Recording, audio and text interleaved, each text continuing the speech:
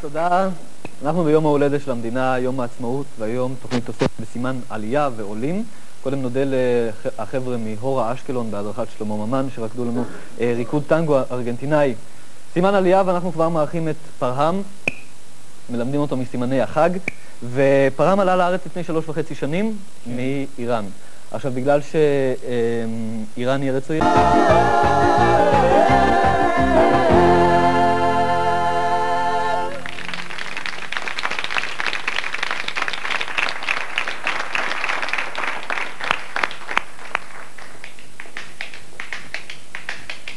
לא, טוב, מה שנכון נכון, אבל הסיום שלי פשוט מדהים.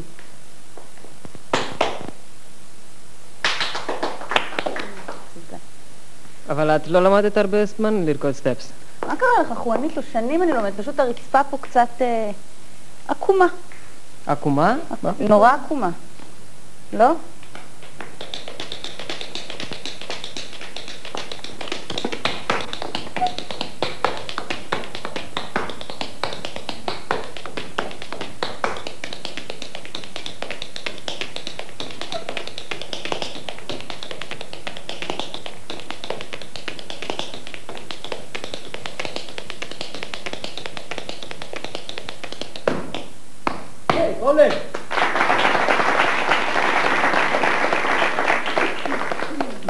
גם הנעליים קצת לחצו לי פשוט.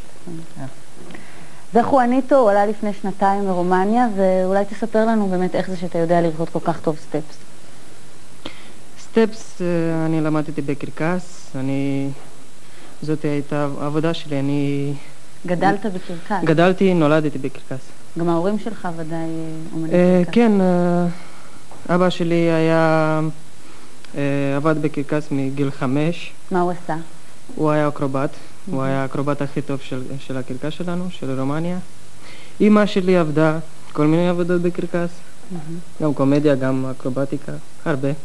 וגם היית משחק עם החיות? לפעמים הייתי נותן אוכל לחיות. איזה חיות במיוחד אהבת? את האריות? אריות, כן. אריות ממש? קטנים, לא גדולים, כי גדולים אוכלים. אבל היית ממש משחק איתם? כאילו זה כלבלבים? כן. מה עוד מעניין בחיים בקרקס? זאת אומרת, לנו זה נשמע נורא נורא מרתק, מסעיר לילדים שלומדים בבית ספר רגיל. איך זה באמת? החיים בקרקס באמת הם פנטסטיים, יכולים להגיד.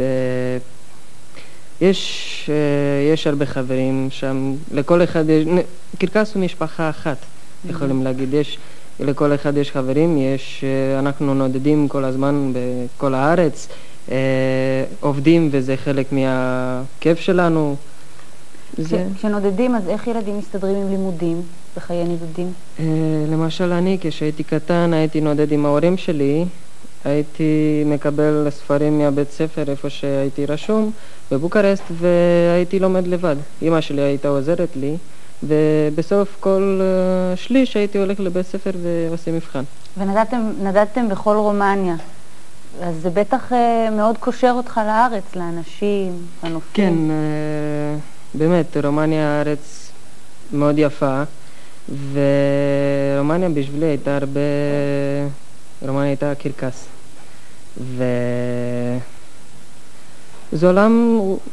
רומניה זה העולם שלי עד גיל 17. אז איך בכל זאת החלטתם יום אחד לקום ולעלות? אומרים שברומניה אין אנטישמיות, אבל אין מקום בעולם איפה שאין קצת אנטישמיות, איפה שיהודים יש גם קצת אנטישמיות או יותר. ברומניה אצלנו בקרקס היה מנהל שקראו לו יוזפיני, הוא מנהל גם עכשיו בקרקס, ואני חושב שהוא היה קצת אנטישמי. למה? כי אנחנו הלכנו ורצינו, אני ואבא שלי, לעשות משהו חדש בקרקס, והוא אמר שהוא לא רוצה יותר יהודים. אז אבא שלי, כן, אז החלטנו לעלות. כשתהיה גדול אתה חושב שתחזור לקרקס? לקרקס איזשהו? לא. מה אתה רוצה לעשות? אני רוצה להיות במאי קולנוע.